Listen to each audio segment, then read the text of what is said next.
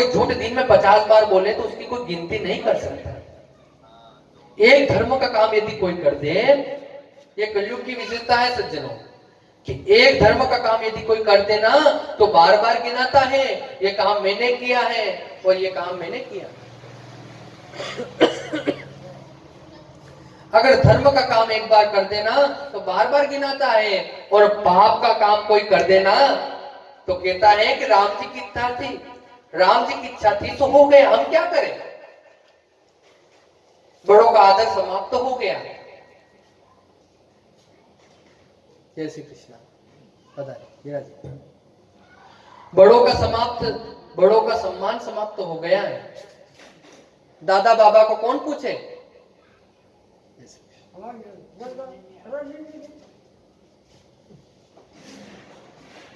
सज्जनों, सनत कुमार बोले कि घर में नई बहू की चल रही है तो चलनी चाहिए, बहू की घर में नहीं चलनी चाहिए ना, इस तो कोई गलत बात तो नहीं है। पर सज्जनों, घर में बहू की बात चलनी चाहिए, लेकिन बड़ा काम कोई करे तो बुजुर्गों से सलाह लेनी चाहिए। अरे लेकिन यहाँ तो नई बहू की सलाह लेते हैं और घर में साले जी की सलाह लेते हैं। सज्जनों, अगर साले जी की सलाह लोगे ना तो घर बर्बाद हो जाएगा। यहाँ एक कहावत है कि दीवार बिगाड़े आरो और घर बिगाड़े सारो। दीवार में अलमारी ज्यादा निकालोगे ना तो दीवार कमजोर हो जाएगी, और साले जी की सलाह मानोगे ना पूरा घर बर्बाद हो जाएगा। प्रेम से बोलो जय श्री कृष्ण। सज्जनों, कौरव इसका प्रत्यक्ष प्रमाण है। महाभारत में कौरव इसका प्रत्यक्ष प्रमाण है कि मामा शकुनी धृतराष्ट्र का साला था। अरे नमो। साले जी की कृपा आपने सुनी, सारा कौरव वंश का विनाश हो गया। नारद जी कहते हैं मैं घर घर गया, संतों के आश्रम में गया, परंतु मुझे कहीं पर भी शांति नहीं मिली।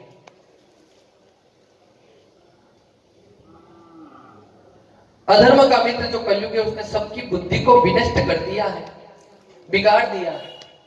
कलयुग ने बुद्धि सबकी बिगाड़ दी। लेकिन जब मैं श्रीधाम वृंदावन में गया, वहां मैंने एक कौतुक देखा। क्या देखा? एक कौतुक, एक युवती के पास दो पुरुष मूर्छा अवस्था में पड़े हुए हैं। अरे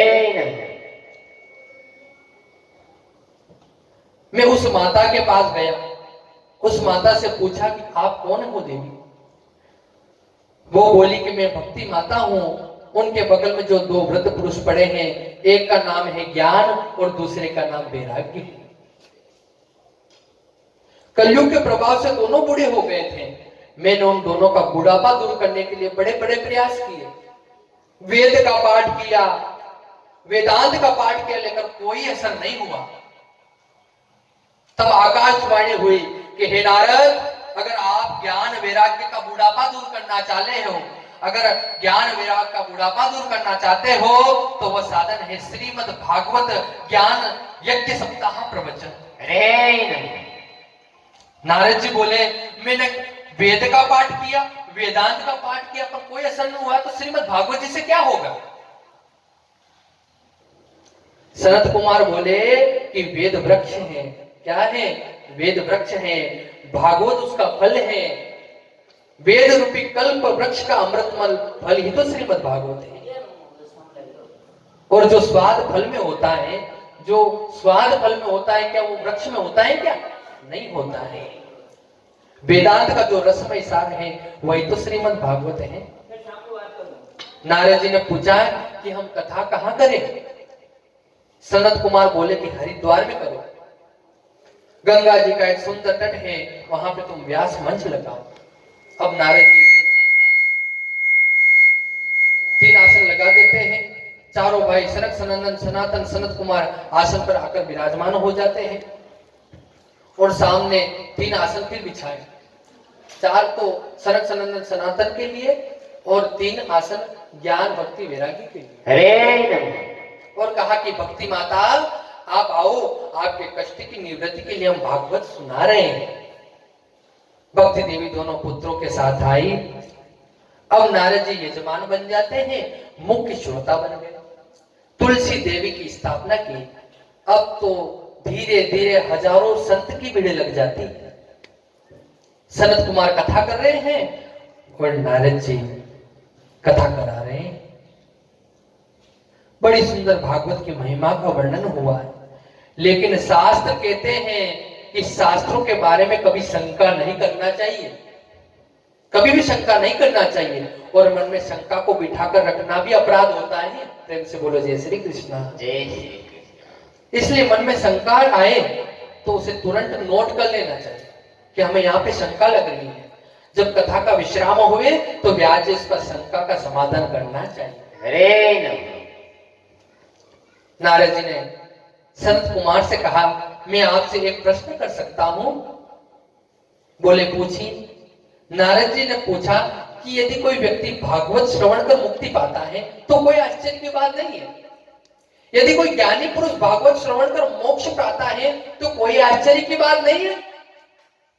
परंतु क्या किसी पापी व्यक्ति को भागवत सुनने से मुक्ति मिल सकती है? शरद कुमार ने बहुत ही सुंदर व्याख्यान किया। जिस मनुष्य ने जीवन में सत्य कर्म नहीं किया, दुराचार परायण, जिसकी क्रोध रूपी अग्नि में जो हमेशा जलता रहा है, ऐसा दुराचारी पापी व्यक्ति भी किसी के माध्यम से 7 दिन यदि भागवत सुन ले तो उसकी भी मुक्ति हो जाती है, उसकी भी मुक्ति हो जाती है। अगर पाप कर्म करते करते, क्या कह रहे हैं, पाप कर्म करते करते, अगर पाप कर्म करते करते जिसकी मृत्यु भी हो गई, इस कलयुग में जितना भी पाप किया है, अगर पाप करते करते उसकी मृत्यु भी हो गई और मरने के बाद यदि भूत पिशाच भी बन जावे, अगर उसके नाम से भी हम भागवत करा लेना तो वो भी मुक्त हो जाता है। हरे उसकी भी मुक्ति हो जाती है। नारद जी बोले कि पाप करने वाला व्यक्ति, पापी व्यक्ति, उसको भी मुक्ति हो जाती है। अगर भूत प्रेत बन गया उसकी भी मुक्ति हो रही है। तो नारद जी को सनत कुमार ने एक सुंदर कथा सुनाई। प्रेम से बोले जय श्री कृष्ण। हरि भजन बिना सुख नाई रे, नर क्यों विदता भटकाई रे। हरि भजन बिना सुख नाई रे, क्यों विदता भटकाई। हरि भजन बिना सुख नाई रे, नर क्यों विदता भटकाई।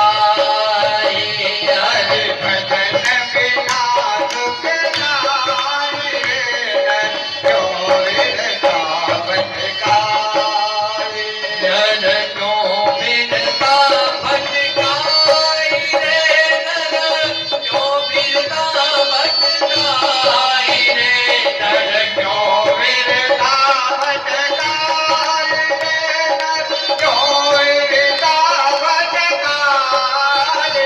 हरि भजन बिना सुख नाई रे, क्यों विदता भटकाई। हरि भजन बिना सुख नाई रे, क्यों विदता भटकाई।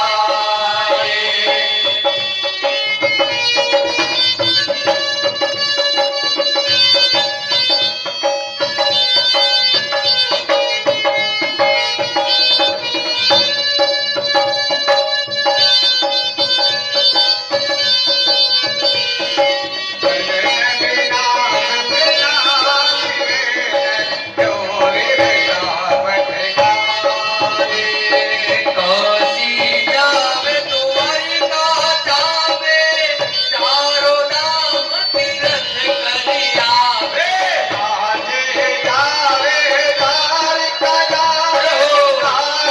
धाम तीरथ करि आवे।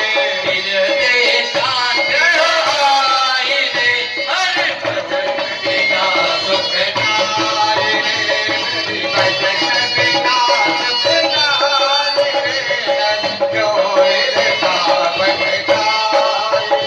हरे तेरा पीनाई रे, नर क्यों विदता भटकाई।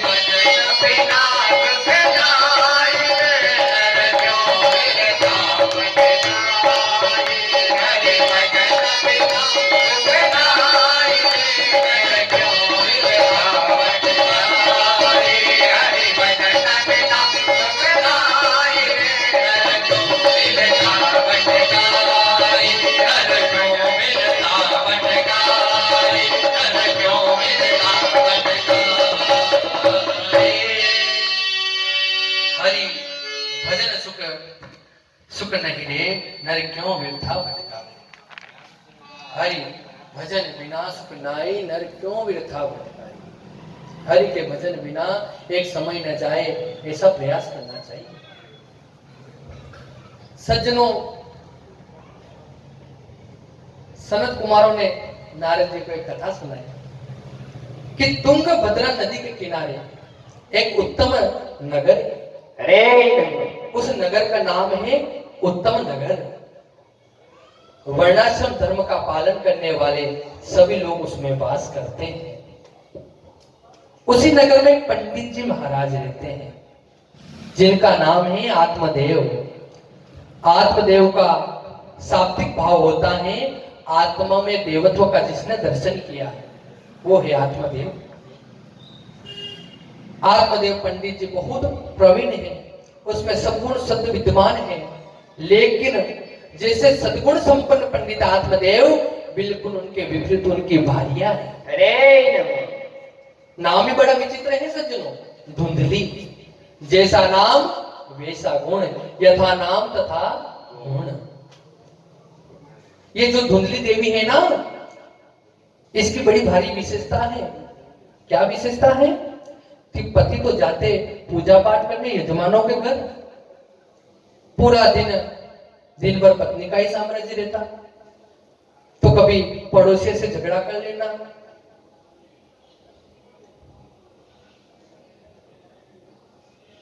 मिर्च बोलती तो सज्जनों ऐसा लगता कि मिर्च पकोड़ती। मिर्चा यानी अपने छिटकाव दांत मिर्ची कैसी जले, ऐसी तेज है, ऐसी उसकी भार्या है। और सज्जनों, पति जब शाम को घर लौटकर आते तो द्वार पर आरती लेके खड़ी रहती, हाथ जोड़ के कहती, आइए पधारिए।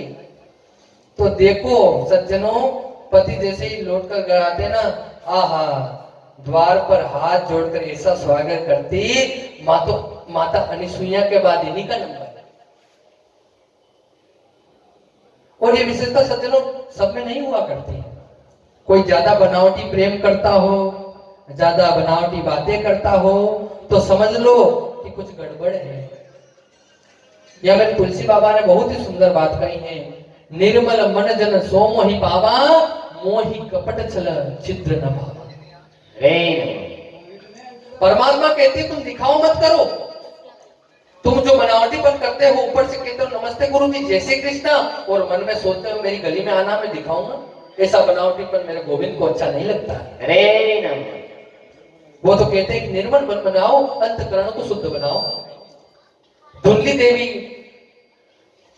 देवी का मन तो पवित्र नहीं, भावनाएं श्रेष्ठ नहीं। वो पति के सामने हाथ जोड़कर खड़ी हो जाती है। पति की दृष्टि में पत्नी के लिए बड़ा प्रेम है, क्या करें।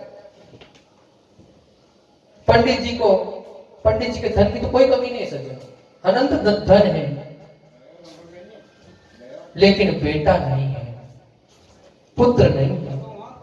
तुलसी स्थापना तो हर हिंदू घर में होनी चाहिए। आत्मदेव के घर तुलसी है, लेकिन सूख जाती है। आत्मदेव के घर गौ पूजा रोज होती है, गौ की पूजा होती है, लेकिन वो बांझ है, बच्चा बच्चियां कुछ नहीं है। अब पड़ोसियों का शुरू हो जाते हैं, पड़ोसियों का आना शुरू हुआ तो ज्यादा पड़ोसी भी सज्जनों मिल जाए ना तो आपको उखाड़ कर ही मानेंगे। अगर ज्यादा अच्छे पड़ोसी मिल जाए तो आपको उखाड़ कर मानेंगे।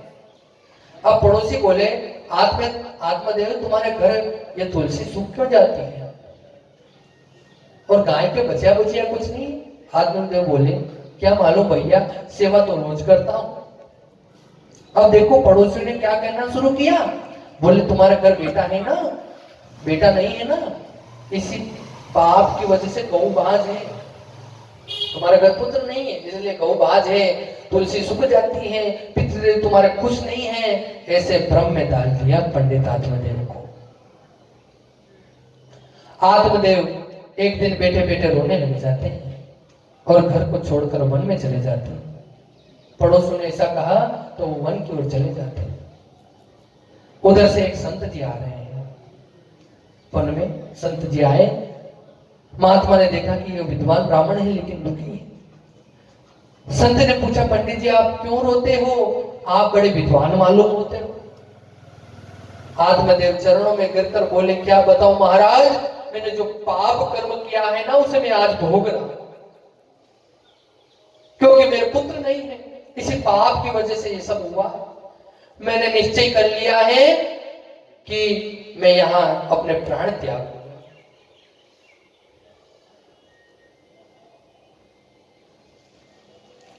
अगर मैंने निश्चय कर लिया कि अगर जब तक पुत्र प्राप्ति का वरदान कहीं से मिल जाए, वरदान मिल गया ना तो मैं घर चला जाऊंगा, अगर नहीं मिला तो मैं यहीं सिर फोड़ के मर जाऊंगा।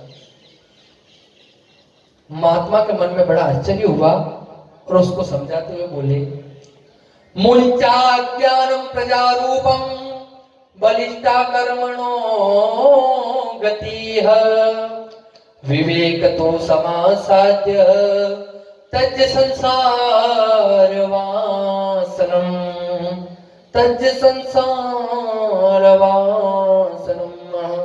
बोले कृष्ण कन्हैया लाल की। संत बोले, क्या करोगे बेटा लेकर? बेटा यदि घर में नहीं होता तो हम 2-4 वर्ष रोते, फिर सोचते हैं भाग्य में नहीं है, छोड़ो काहे का रोवे। बेटा होकर अगर मर जावे तो भी बड़ी बेचैनी होती है, 2-4 महीने रोते, भाई हुआ तो था लेकिन क्या करें, मर गया, हम करें तो क्या करें, लेकिन मर गया। अगर लेकिन पुत्र होने के बाद यदि कुपुत्र हो जाए, अगर पुत्र की आप कामना कर रहे हो, अगर पुत्र होने के बाद यदि कुपुत्र हो जाए तो जीवन भर रुलाता है। प्रेम से बोलो जय श्री कृष्ण। अगर पुत्र की कामना करनी है ना तो कन्हैया को पुत्र मानो, अरे गोविंद को पुत्र मानो। अरे पंडित जी, ये संसार बड़ा विचित्र है, ये संसार के बेटे तो धोखा दे देते हैं। आप समझते हैं कि जिस बेटे का हम लालन पालन करते हैं वो अंत में क्या करता है, आप जानते हो क्या करता है? हमारी खोपड़ी में डंडा मारता है। क्या करता है? हमारी खोपड़ी में डंडा मारता है, खोपड़ी फट जाती है तो एक लोटा घी भर देता है। अरे केवल किसी यातना के लिए, पुत्र की प्राप्ति के लिए आए हुए हैं।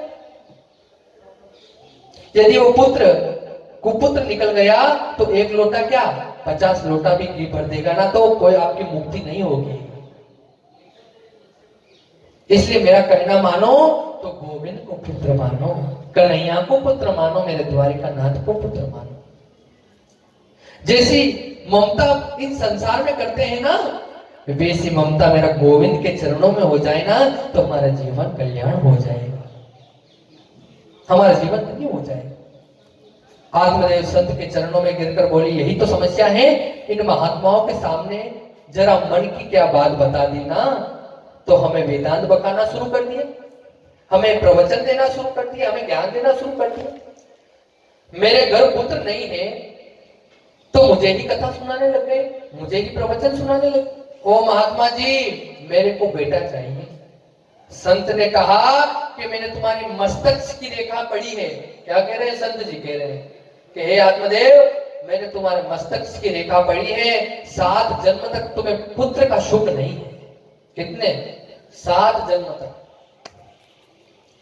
आत्मदेव बोले, आप चाहो तो जन्म पत्री को बदल सकते हो, आप चाहो तो हस्त रेखा को बदल सकते हो, और यदि आपने पुत्र होने का वरदान नहीं दिया ना तो मैं सत्य कहता हूं, आपके सामने सिर फोड़कर मर जाऊंगा, पर बिना पुत्र के लिए घर नहीं जाऊंगा। संत के मन में करुणा आ जाती है। संत ने फल दिया और कहा कि अपनी पत्नी को खिला देना, सुंदर पुत्र होगा। आत्मदेव ने घर आकर अपनी पत्नी को वो फल दिया। अब पत्नी सोचती है, ये सब नियम तो मैं पालन नहीं कर सकती हूँ, धुंधली सहेली के पास बैठकर रोने लग जाती है। सहेली से बोली, मैं बालक गर्भ में धारण करना मेरे बस की बात तो नहीं है। क्या कह रही हो धुंधली? कि मेरे बस की बात नहीं बालक धारण करना, लेकिन पालने में भी तकलीफ होती है, और कहीं सुखदेव की तरह 12 वर्ष तक गर्भ में रह गया तो बड़ी मुश्किल हो जाएगी। गरीब सहेली के 6 पुत्र थे। कितने? वो जो सहेली थी ना उसके 6 पुत्र थे, 7वां होने वाला है। उसके घर में पैसे की बहुत कमी है। धुंधली ने सोचा मेरे घर अरबों की संपत्ति है पर खाने वाला नहीं है। सहेली से बोली एक काम करो ना, मेरे पति तो भोले भाले हैं, इस बार तुम्हारे घर जो पुत्र होगा ना उसको मुझे दे देना। अरे मैं तुम्हें बहुत सा धन दे दूंगी। सहेली ने कहा ठीक है। उसने समय आने पर सहेली का पुत्र ले लिया। पति से कहा बस मेरे पुत्र होने वाला